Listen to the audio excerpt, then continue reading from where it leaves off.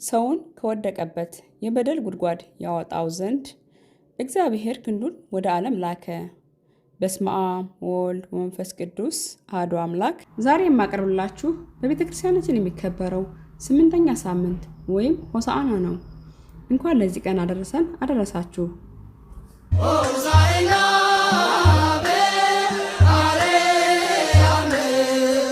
ሰው ሆኖ የተገለጠው የእግዚአብሔር ክንድ በጉድጓድ ተጥሎ የነበረን በዚያም በስጋ በነፍስ በውስጥ በአፍአ ቆስሎ የነበረ አዳምን በትህትና ሁለተኛ አዳም ሆኖ በስጋ የቆሰለውን በለበሰው ስጋ ቆስሎ በነፍስ የታመመውን በትምህርት አዳነ።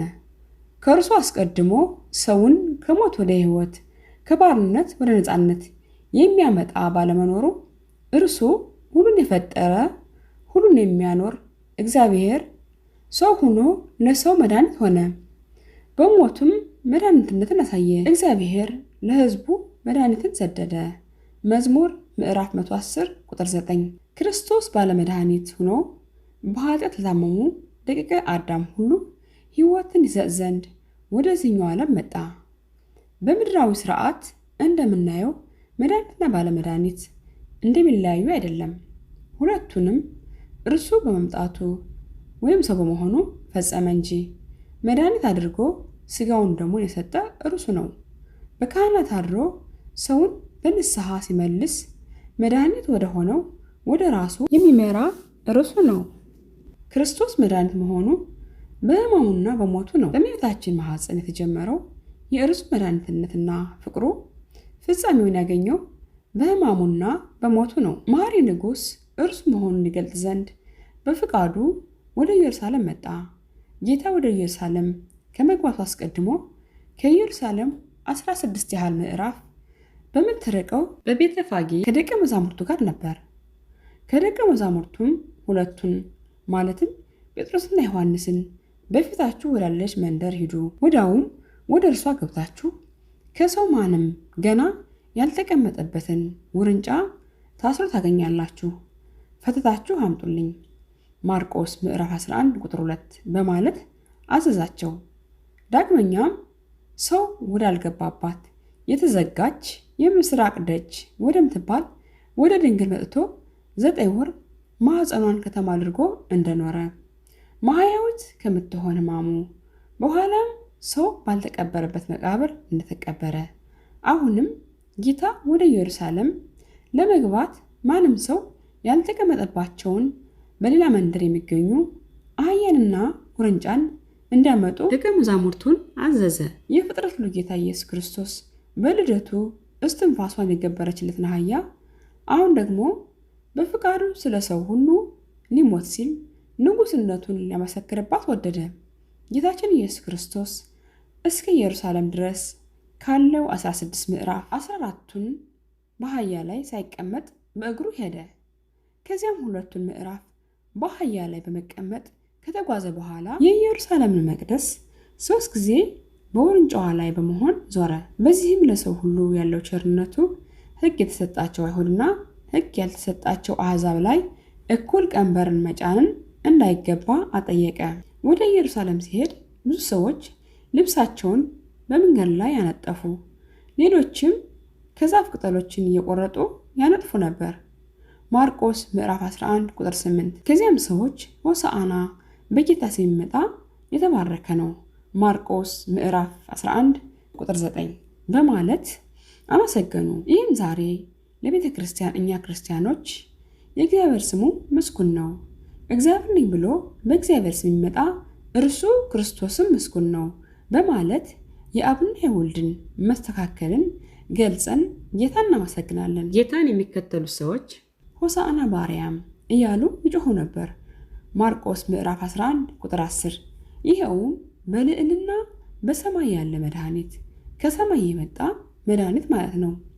የእግዚአብሔር ፍቅርና መሐሪ መሆን በክርስቶስ ሕማምና ሞት ከመቼውም ጊዜ በላይ ተገልጧል። ክርስቶስ ተቀበለው ሕማምና ሞት የእርሱን አምላክነትና ንጉሥነት አልሸሸገውም። እንዲያውም ዙፋኑን መስቀል በማድረግ ንጉሥነቱን በመድኃኒትነቱ ገልጿል እንጂ እግዚአብሔር ከዓለም አስቀድሞ ንጉሥ ነው። በምድር መካከልም መድኃኒትን አደረገ። መዝሙር ምዕራፍ 73 ቁጥር 12 ተብሎ የተነገረው እግዚአብሔር ደህንነትን በፈጸመበት ማዕከለ ምድር ሲሰቀል በመድኃኒትነቱ ንጉሥነቱን መግለጡን ያመለክታል። ዳግመኛም እኔ ንጉሥ ሆኜ ተሾምኩ በተቀደሰው ተራራ ላይ መዝሙር ምዕራፍ 2 ቁጥር 6 ጌታ ንግሥናው ክብሩ የተገለጠበት ሆነ እንጂ መታመሙና መሞቱ ውርደት ክብሩንም የሚሸሽግ አይደለም። ሊቁ ዮሐንስ አፈወርቅ የልጁን ሕማማት ክብርና ምስጋና አድርጎ የሰየመ እግዚአብሔር ይመስገን አለ። እኛን ያከበረበት በመሆኑ ሕማሙ ክብር እንደተባለ እናስተውል።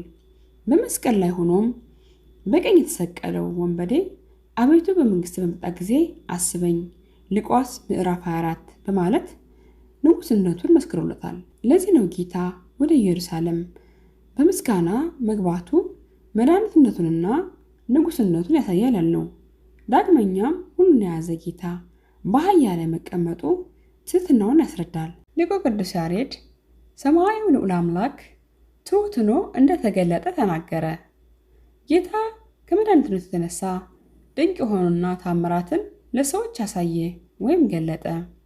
ይሄውም በአህያ ተጭኖ ኢየሩሳሌም ሲገባ አእምሮ ጠባይ ያልቀናላቸው ሕፃናት ዕውቀት ተገልጾላቸው ሆሳዕና በአርያም እያሉ ጌታ በማመስገናቸው ነው። ዳግመኛም በካህሊነቱ መናገር ለማይችሉ ዕውቀት ለሌላቸው ድንጋዮች ዕውቀት ተሰጥቷቸው መናገር ችለው ጌታን አመስግነዋል። እርሱ የባሕርይ አምላክ መሆኑ በሰውነቱም ቀድሞ በበደል ምክንያት ለሰው ከመገዛት ውጭ የሆኑ ፍጥረታት ዳግመኛ በሥጋዊ ለሰው እንደተገዙ ከዚህ ሁሉ ማስተዋል ይገባል። ጌታ ከመድኃኒትነቱ የተነሳ ልጅነትና ታምራት ማድረግን ገለጸ። የእርሱ ማዳን ከሰው ተወስዶ የነበረ የጸጋ ልጅነት እንዲመለስለት አድርጋ በልጅነት ላይ ተአምራትን ማድረግ ገልጿል። ይኸውም እርሱ በረድኤት አድሮባቸው ድንቅ ታምራትን ለሚያደርጉ ቅዱሳን መሰረት ነው። በተጨማሪም ልጅነት ካገኙ በኋላ በበደል ሲገኙ ለንስሐ የሚሆን እንባን ሰጠ። ይኸውም የበደሉትን ያከብራቸው ዘንድ ኃጥአንን ከኃጢአታቸው ያነጻቸው ዘንድ እንዲሁም የሳቱትን በንስሐ ይመልሳቸው ዘንድ ነው። ዳግመኛም ጌታ መድኃኒት ከመሆኑ የተነሳ ለዕውራን ዳግመኛ ብርሃንን ሰጠ። ይኸውም ለጊዜው በተፈጥሮ ዓይን ተሰጥቷቸው የታወሩትን ፈውሶ በሥጋ ብርሃን መስጠቱ ሲሆን ፍጻሜው ግን በነፍስ ዕውቀትን ከማጣት የተነሳ ዕውራን የነበሩትን ትምህርትን ዕውቀትን ገለጸላቸው። ይኸውም የእርሱ ገንዘቡ ስለሚሆን አንድነት፣ ሦስትነት፣ አምላክነቱን መድኃኒት መሆኑን ገለጠላቸው ማለት ነው። ውድ የስር ቲዩብ ተመልካቾች ሼር፣ ሳብስክራይብ በማድረግ ቤተሰብ ሁኑ። ሌሎች አዳዲስ ቪዲዮዎች ስለቅ እንዲደርሳችሁ የደወል ምልክቷን መጫን አይርሱ።